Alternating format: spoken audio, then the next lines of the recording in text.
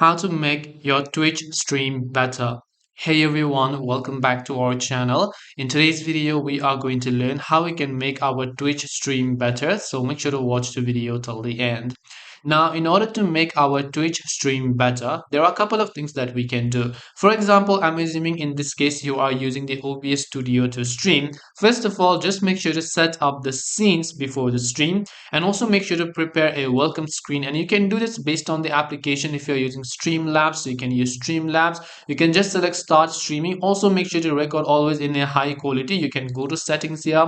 You can choose to actually stream in a desired format or the output over here. As you can see, the output, the audio, the video, make sure to select all of this to an aspect ratio of at least 1080p at minimum. You can also select custom FPS values depending upon what you like. 60 is most recommended for gaming, so you might as well want to leave it at that.